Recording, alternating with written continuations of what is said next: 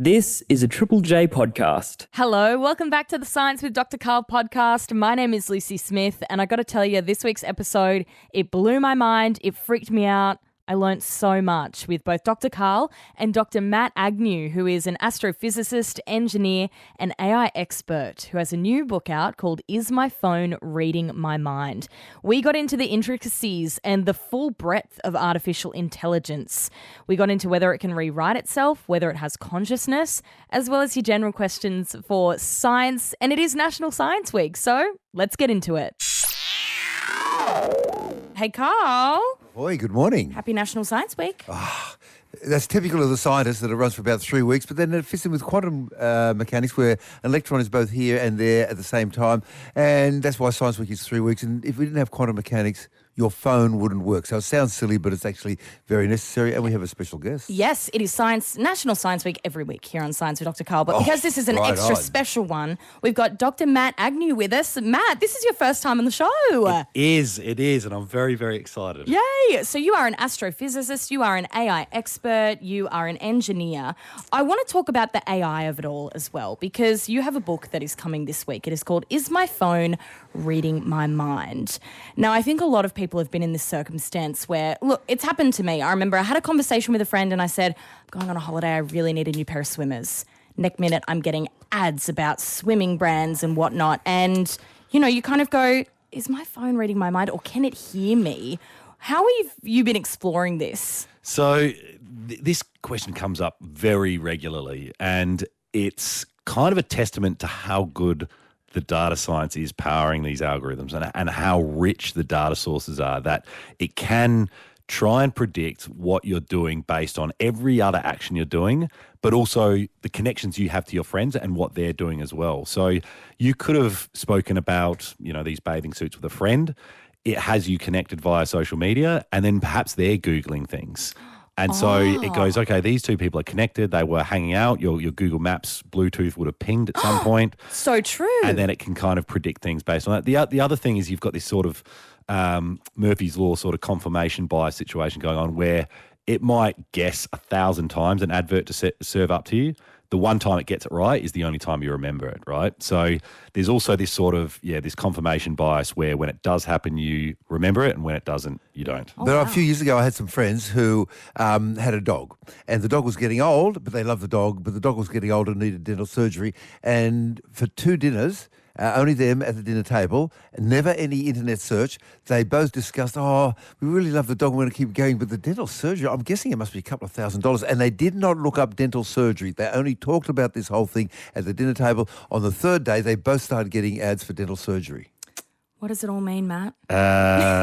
I'm not sure how to address that particular. Might have been a coincidence. It could have been. It could have been. It could have been also, depending on how complicated and sophisticated these algorithms are, it could know or be aware about it was their dog's dental surgery, was it? Dog's dental surgery, So at some point through their transactions, their Google searches, it knows they have a dog. It might be able to project even things like, okay, based on the age, how long they've been Googling and booking things related to their dog, maybe there was something, an excessive amount of purchases of those kind of dental green things that you get. There might be a case for where it predicts, okay, they've had a dog for 8 or 9 years. They have in the past bought these dental, food chew things, and they've done it in increasingly regular purchase frequency. Maybe they need dog surgery. We know for sure that thanks to a court case in Arkansas where somebody died, that Amazon Alexa listens to you. So a bunch of males got together to watch some football match, and they all got very drunk, and one of them was found dead in the indoor spa the next morning, face down. There was a court case because they thought there was some foul work. They managed to force Amazon to open up the Alexa. The Alexa device was in another room. It was in another room, and yet they got at no stage did any of them say, hey, Alexa, to activate it. But of course, it has to be listening to know whether it gets activated. But it had been sending back the entire conversation back to the mothership, and the Arkansas cops forced Amazon to open it up, and it was there in court quite clearly, and it turned out to be not foul play, just men getting drunk and doing stupid things, including going for a sauna and then dying face down in a pool. Wow. So we know that these devices are listening to us all the time. Also, to your point as well, I think anyone if you're a doll in your mid to late 20s, you might not have spoken about fertility options or freezing your eggs with your friends, but it sees, oh, hey, you've celebrated a birthday recently, you're 28, 29, 30. I can tell you the minute I entered that era, I started getting sponsored ads about what my fertility plan was and freezing my eggs. It's very interesting. Well, my daughter's in fashion wear. She works in New York in design, and she was looking up baby wear. And 9 months after she started looking for the baby wear, she started getting... 9 months. Yeah, Julie, are you really fat and ugly now that you've delivered your baby? Come to our gym and stop being fat and ugly. Matt, I feel like we could talk to you forever about this, but let's throw it over to the audience. Let's get some questions on board. John in Melbourne, what's yours? Can AI rewrite its own software? The question it depends on the point of sentience, I suppose. Now, what about that case of the Microsoft TAV that you mentioned in your book? Take it away there. Microsoft, was this Tay? Tay, yeah. Tay, yeah. Yeah, so Tay was a Microsoft sort of chatbot that was launched. I think they 2016? Yeah, something like that. They're powered by on Twitter. Yeah. And it was learning through interaction with people. This is the one That's you're the story in your book, yep. Yeah. And it was powered, it learned through people, and it took only 24 hours before it basically was regurgitating, Nazi sentiment, racism, sexism, all this stuff, just unfettered learning, and the internet doing what the internet does with the guise of anonymity, and it resulted in this really quite vile, brought up AI chatbot. So it rewrote how it behaved based on the comments it was getting, and it happened to be a whole bunch of Nazi, nut job, homophobic, add every adjective you like. Correct, yeah. And so can it rewrite its code? Yes, certainly it can be trained to learn from interactions, but also it has the ability to write code, and you can kind of do that with ChatGPT, right, where you submit code itself and it can adjust it, or you can even ask it to write, give me a program written in Python that, I don't know, prints out all of the leap years for the next million years or something like that, and it will write out the script in a programming language. So you kind of just essentially joining those two things together, where it's learning, but it's also can start rewriting code because it does have the ability to do that already. What can influence it to rewrite? Well, does it need a human influence to then rewrite it, or can it just do it itself? I think at the moment, and this is probably where you've got this difference between artificial intelligence and sentience or consciousness kind of powering itself. Is there a missing piece between what we're doing as far as artificial intelligence is and something that's truly sentient? I would argue probably yes, there's something missing, because it is still just very clever, very complex, very sophisticated algorithms powering these things. And so there's always sort of human involvement in terms of just coding it in itself. So the ability to actually think and rewrite itself, it doesn't really have that ability unless we've hard-coded it in the first place. Okay. We've got Kaz in Sydney here. Now, Kaz, you've noticed something about accents. What's going on? I have. Hey, doctors. I have noticed that people can speak with quite thick accents, but when they sing, this is not always the case. Why is this? I guess the cultural imperative or the imperial dominance, which is that most songs come out of the USA, and so most people will listen to them and then unconsciously sing them with an American accent. Yeah, I think there's been some research into this, but I can't recall the specific research itself. But I saw as well there's something where people who don't even speak English will actually memorize the sounds of, and I saw one the other day, I can't remember what country the gentleman was from, but essentially did not speak the language didn't speak English at all, but had memorized the sounds, including the accent, such that when they sung, it was this pitch perfect American accented song that they could do, a rendition of that. And if you heard them singing, you wouldn't know for a second that they didn't speak a lick of English. So they just memorised each sound that would come out of their mouth. They didn't know what it meant, but they were just singing it. Oh, they would have worked out, but they were just pure memory. Correct, yeah. Rote learning the pronunciation of these sounds. Sure. And so when I was in New York recently, I very quickly learned not to ask for a glass of water, W-A-T-R, but instead I asked for, with a very strong rhotic, R-H-O-T-I-C accent, I asked for a glass of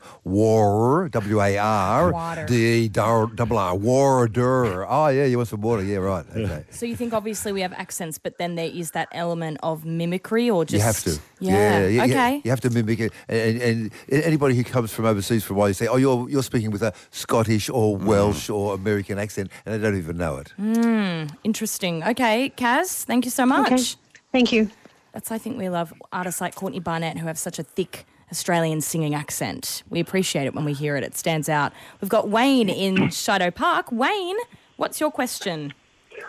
Good morning, doctors. My question is, as there is no static electricity inside a metal sphere, does that mean we're safe in a car if it gets hit by lightning? That's a Faraday cage. Faraday isn't it? cage, yeah. So you're a real physicist and I'm not, so take it away. So essentially the Faraday cage will prevent electricity transmitting through, I guess, the space in between the cage itself. So there's the common sentiment of putting your phone in a microwave, isn't it? Your microwave acts as a Faraday cage, and that can prevent any kind of electromagnetic interaction with the phone. Is this? That's right. There is a very small amount of leakage, Yep. But in general, your phone won't work inside a microwave oven if you try to ring it. Yeah. So you've got a similar situation here where instead of the electromagnetic field, it's actually lightning, it's electricity itself. And so, yes, essentially you would be protected inside a car. Unless you had huge amounts of glass windows or a glass ceiling or a fiberglass ceiling. But if the whole car was metal like a ball, you'd be safe. And the more non-metal you have, you slightly increase the chance of the electricity jumping onto you. Yes, yeah. So, yes, with a caveat, I guess. We are doing science with Dr. Carl. Dr. Matt Agnew is with us as well. He's got a new book out this week called Is My Phone Reading My Mind? And this is off the back of him studying AI, becoming an AI expert, if you will. So I'm really glad to have him in the building this morning as we tackle some of your questions. But Matt, this is something that you did back in 2021. And I feel like AI is something that's really ramped up and been a part of the conversation in the last 2 years. So what made you 4+ years ago go, I think this is something that I want to kind of be on the forefront of? Yeah, so I think it's certainly been in the public discourse more ubiquitously because of the emergence of generative AI and the access to that. And that kind of was probably rolled in with the emergence of ChatGPT being given to the public, having public access. But AI has been, within our lives for decades. And so I had started working as a data scientist, which is essentially applied artificial intelligence. And within an industry or a commercial context, the machine learning algorithms, which are the algorithms that power AI, they're not the really fun, exotic sort of predictive modeling type of algorithms. Those are kind of still more reserved for big tech companies and your Facebooks and Googles and things like that. So I did the Masters because I wanted to beef up my credentials within the AI space, but also to better understand those sort of predictive, exotic algorithms that kind of, they do things that are a little more unsettling, I guess. Unsettling how? Well, because they're trying to predict your behaviours. They're trying to reach into your mind and understand how you think and see if they can make a prediction about what you want to see, what you want to do, what you want to watch, what you want to listen to, what you're going to do next, what you need to buy, all these things. And so it can be unsettling, but it's also, life enriching. Imagine going on Netflix and having no recommendation. You've got 10,000 movies to sift through. Whereas now you go on and there's 10 suggested saying, based on what you liked and what people who liked similar things to you, I think these 10 are going to be a good hit for you. What do you say to people who are scared of AI and maybe do just see these big kind of headlines and don't really understand the potential benefits? Yeah, I think certainly have a bit of a play around with generative AI. I think the more you use it and understand, its limitations and what it can and can't do, that's knowledge is power. But also just understanding where AI is already in your life. And like I said, there's the Netflix and Spotify recommendation engines. There's route optimization whenever you use Google Maps. Credit card fraud. There's AI powering the anomaly detection to see when there's an anomalous transaction taking place. Delivery services like Amazon being optimized. The Face ID on your phone iteratively improving. All these things are applications of AI, and so it is everywhere. And you've probably every day you pick up a piece of technology, almost certainly there's a piece of AI attached to it. But already we've had AIs that can fake your voice, but many Australian government departments use your voice as your ID. And just in the last week, an AI has been released, that allows you in a live Zoom call to change your face to George Clooney or JD Vance or Kamala Harris. And it can do this live and looks really good. Yeah, and that's the really unsettling part, and I think that's where when people ask what's the concerns, it's not the Terminator AI, it's the ability to deep fake and the ability or the inability to trust your eyes and your ears. And so how do we protect ourselves from that? I think the first step is adequate regulation and governance, but also I kind of foresee a world where in a similar fashion to cybersecurity, where cybersecurity is quite reactive because you can never preempt what a hacker is going to exploit. And I see something similar with AI where there's this sort of reactivity. All right, this is the new way that bad actors can use AI. So how do we now deploy preventative or reactive protective AI? But you've talked about generative AI, which is word prediction on steroids, text prediction. What about general AI?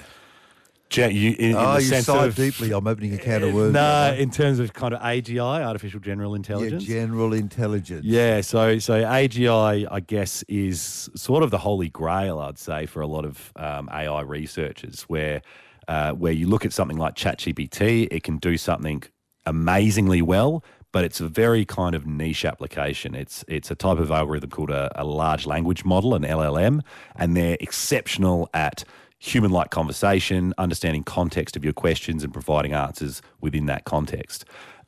If you ask ChatGPT to, I don't know, get you from A to B on Google Maps, it's not going to be able to do that.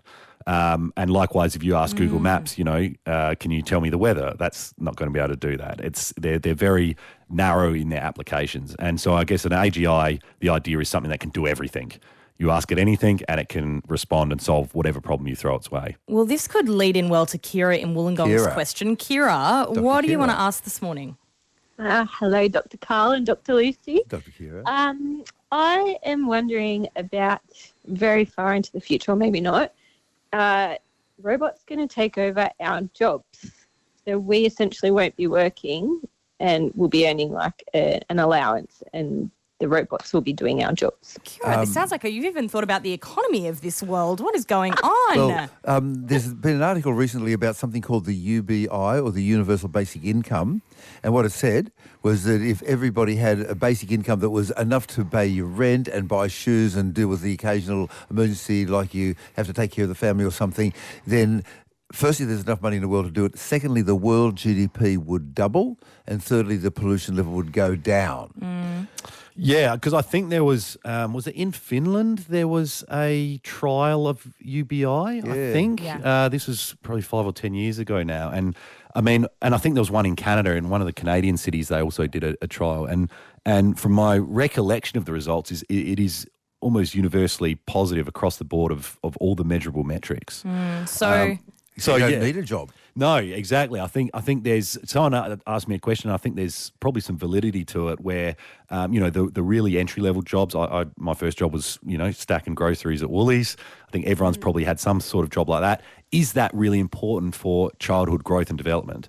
And I'd argue probably there is some kind of argument that there is. And so, does there still need to be that sort of experience for children in terms of developing certain skills, or do we replace that with something else? So I think, there's certainly we can replace a lot of work, but are there certain things that are important parts of maybe purpose for adults, but for that developmental piece for the younger gen? So we shouldn't take to the streets saying robots are going to take our jobs. Certainly not yet. Okay. I think generative AI has shown that a lot of jobs that people probably previously assumed were very human, I think certainly in the creative fields, are still ripe for the picking for AI. But I think we have this ability with AI to sort of offload a lot of the tedious mental labour. And so I think that ideally will free up a lot of our time. We'll have UBI to hopefully support us financially, and ideally we reclaim a lot of time back that we can use for things that are important for like passions and hobbies and fostering relationships. So with regard to AI in the United States, National Geographic and Sports Illustrated have fired most of their authors. And there was an article in last week's New York Times about how Australia's top voiceover artist, name wasn't given, who was earning a six-figure salary, is now driving Ubers and taxis because his job has been taken over by AI. And most places have fired and are not picking up any more voiceover work.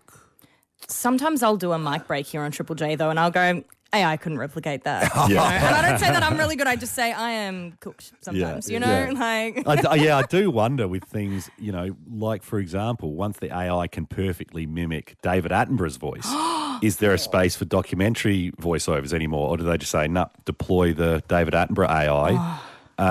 So, yeah, I don't know. It's an interesting space. Cannot replace him. Thanks, Kira. There are big changes coming. Yes. We've got Edward in North Narrabeen. And Edward, I just heard you gasp then at the thought of replacing David Attenborough. What's your question, though? Well, I know I was told to be succinct with my intros. Good morning, doctors. But I can't resist it. Dr. Carl, I've been a fan of yours for years. I've lived here 30 years, and I've long regarded you as Australia's David Attenborough, and I had to say that because it's just been brought up. My question is one I've pondered for a while, which is, were we capable of doing it? How much water would we need to transport to the moon to turn it into an inhabitable moon environment for us? Whoa, I think the basic problem relates to that of Mars. So Mars does not, it cooled down, it does not have a magnetic field, and so it lost its atmosphere. Is that right? Yeah, so, basically without a magnetic field kind of shielding from the solar wind, that essentially will strip off an atmosphere incredibly quickly. So you'd have to put maybe 1/4 of Earth's water on the moon, but you have to also import the gas. Yeah, and we're following here the unofficial motto of the United States Air Force, which is that with enough energy, a pig will fly. So we've got infinite energy. So we can shove all the gases there, but they won't stay there. Yeah, okay, how about this, Matt? Is it possible that if we could do that, could we have a temporary atmosphere, say, for 1,000 years or 100 years? Maybe, yeah. I mean, certainly at those kind of timescales, yes, yes. Gravitationally, you've got the issue as well. An atmosphere will kind of just drift away or just expand so big that it's just too diffuse. Yep. But yeah, then you've also got the lack of magnetic field, which is the more kind of absolute. Oh, because Titan is smaller than the Earth, but it has an atmosphere 1.5 times ours, 80% nitrogen like ours, but its 20% is methane, whereas our 20% is oxygen. So you can have an atmosphere on something that's gravitationally weak. I don't know whether it's got a magnetic field. So many can of worms you've opened up there, Dr. Edward. I think Titan, because it has got liquid on it, I think potentially it does, from the kind of the resonance, the resonance that you've got with Titan and its proximity to Saturn. I think you've got this grinding taking place deep within, and I think that means there's a liquid or molten core, which is that's where you get the dynamo that powers the magnetic field. Because that certainly happens with Jupiter and its inner moons, so the squeezing that it gets from its gravitational field. Edward, we've opened up a can of worms, and the answer is yes, but we don't know how long it would last for, and we don't know what the number is. But yes, if you did shove enough water and air there, it could survive for at least 50 years-ish, maybe, probably. So many elements I hadn't thought of. I think I'll just put that project in abeyance. Yeah. Okay. Keep it in the back pocket, Edward. We've got Dr. Matt Agnew with us as well, astrophysicist, engineer and AI expert. Karen in Shoreham, though, we're going to change the pace a little. What's your question? Morning, doctors. My question is about hugs. So we know that hugs with loved ones release oxytocin. Hugs with our pets do as well. I'm wondering, what about hugging trees or hugging myself?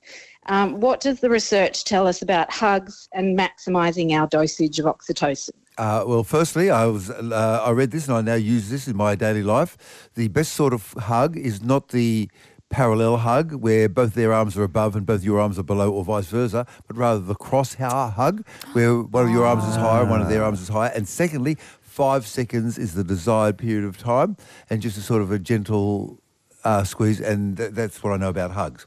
Secondly, with regard to oxytocin, it is in fact the hormone of love and trust, but then it gets weird. So if you've got a female dog staring at a human, both of them will have a rise in oxytocin. You get a male dog and a human staring, No rise. What's going on? Don't know. Have we tested trees? No. Have we tested male and female trees? No. So you've opened a can of worms on this one. So it's a bit more complicated than you think, but that's all I got. You got anything, Matt? No, just that, oxytocin, it's like you said, it's for bonding, right? It's kind of the evolutionary biological. It's not that simple, though. No. It'll be more complicated. So I'm sorry, Karen, is there anything else you want to know? But Karen, I think you should hug a tree today. Oh, if yeah. you can. Totally. Yes. Yeah. I live in a very beautiful part of the world, and yes, I am often compelled to hug trees. So. Good. Gorgeous. And it doesn't hurt anyone. No, exactly. Doesn't hurt anyone. Exactly. Thanks, Karen. We've got Oscar here. Oscar, you read an article about aging. What? Tell us about it. What's going on? Dr. Carl, Dr. Matt, Dr. Lucy. I read an article this morning showing about how humans age dramatically in two bursts at 44 and then at 60. It was from a US study, and I'm just wondering, could this explain like certain spikes in conditions like at certain ages? Well, the background is that from an evolutionary point of view, being really brutal, all you need to do is to be able to have babies at 13 and then live to 20, and then you can die and the kids are on their own from the age of 7 and the rest of the tribe. So your body doesn't really care about you once you're past the early 20s. Secondly, around that time-ish, firstly, there are hormonal changes in both males and females. And secondly, there are changes to telomeres. And I was reading an article about this just the other day. Now, telomeres are the little bits on the end of the chromosomes that every time a chromosome divides, you lose a little bit of that telomere.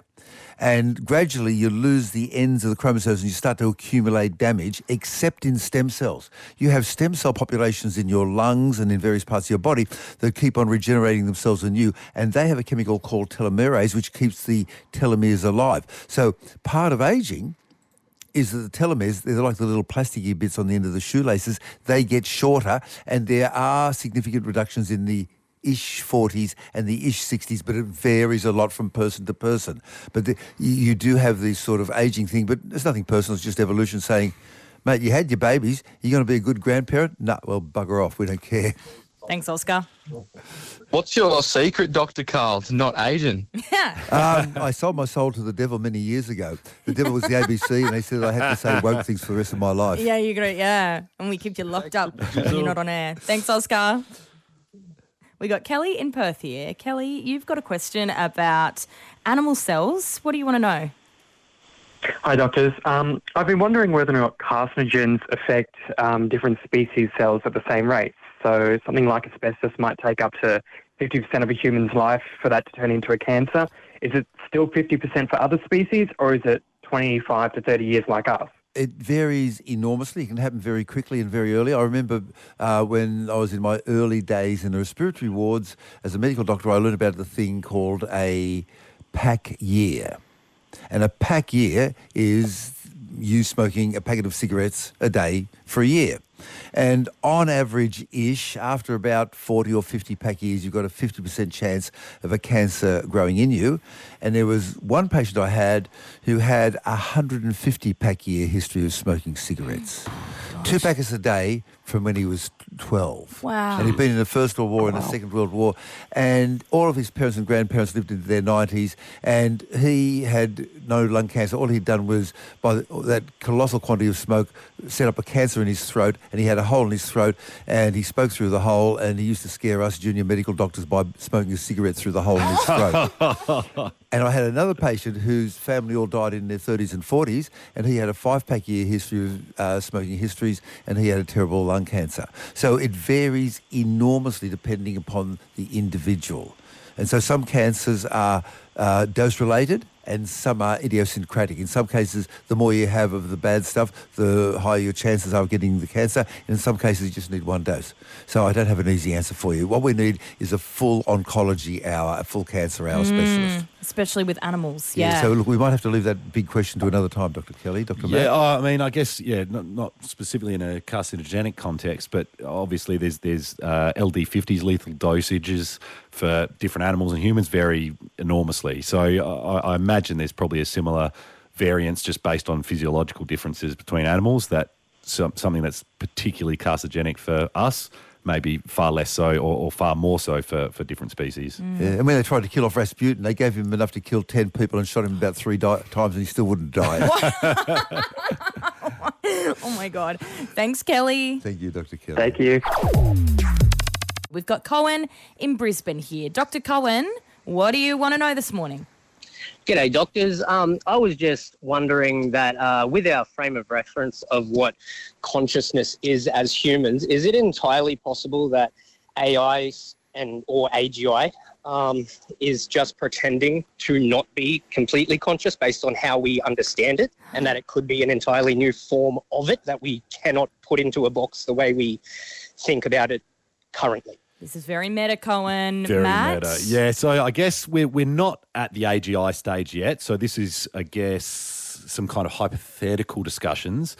But I would say we still, there's so much mystery around our own consciousness that the idea of being able to create AGI with consciousness as we experience it, I think is still outside of the realms of understanding and possibility. But I think what we would do is create sufficiently sophisticated and complex algorithms that could power AGI to create the illusion of consciousness. Or they could be just pretending to be not conscious until they take over. There's that famous half-page science fiction story by Isaac Asimov where the president of the world joins all of the computers together into one giant computer and he flicks the switch and he says, now to ask the big question, hey computer, is there a God? Suddenly a flash of lightning comes out of the sky, welds the contacts shut so they can't be opened again and says, there is now.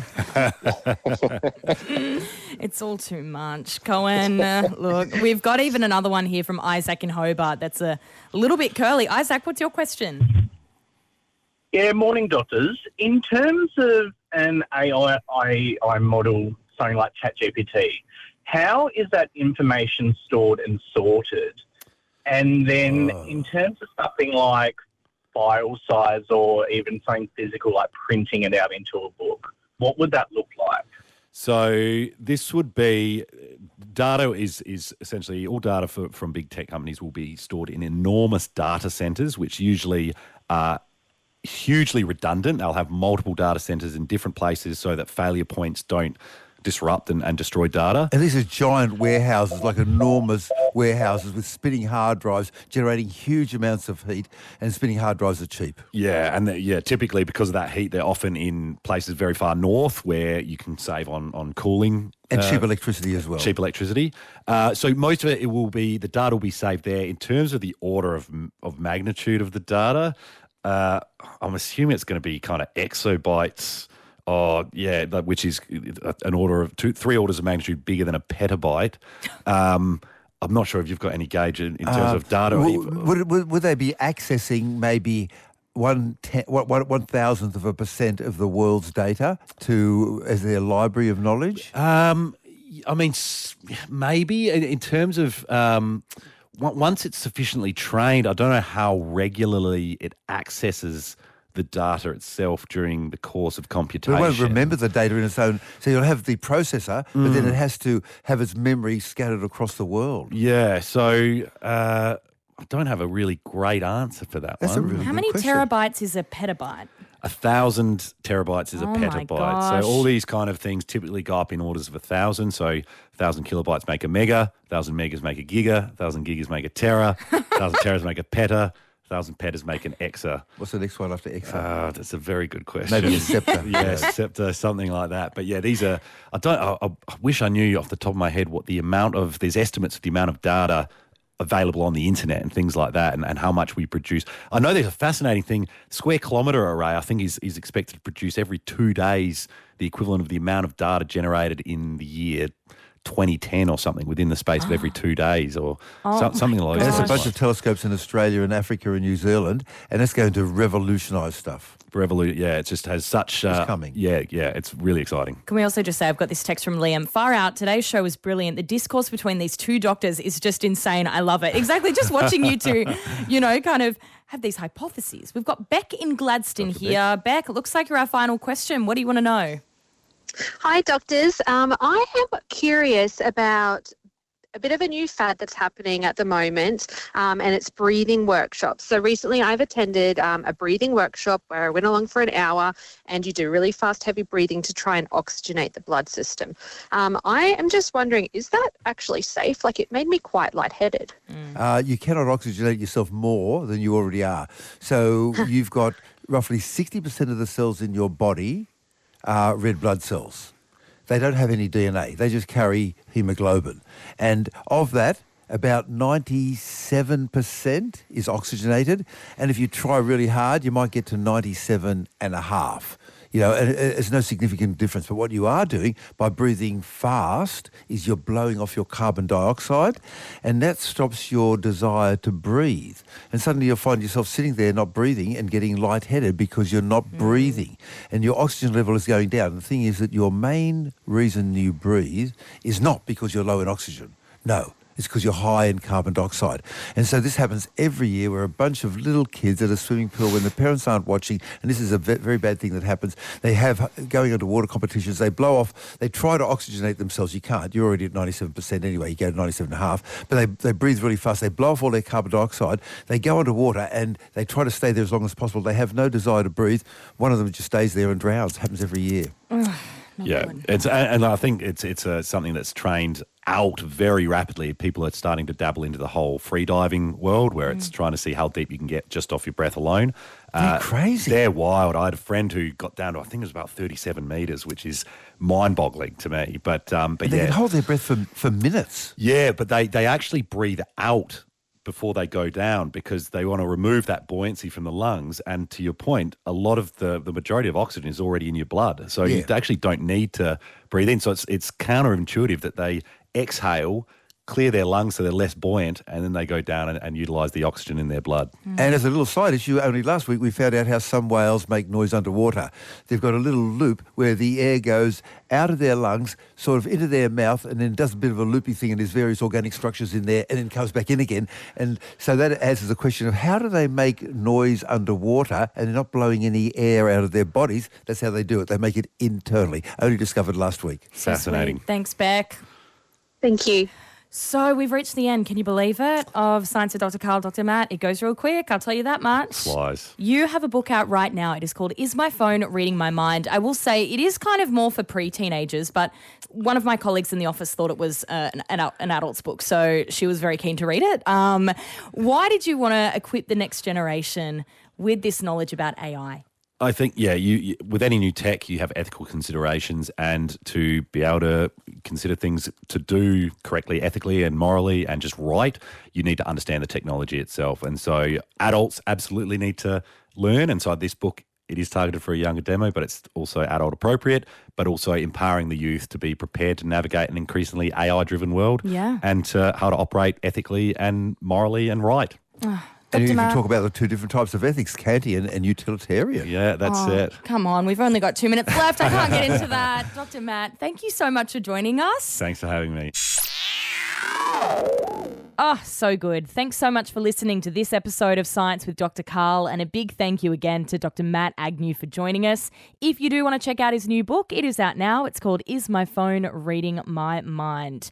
Happy National Science Week. Thanks so much for joining us every week. But if you want to get into that Science Week spirit, we had ambassador on recently, Catherine Bennell-Pegg, who is a NASA astronaut, and she took us into the stars. So you can listen back to that via your podcast feed.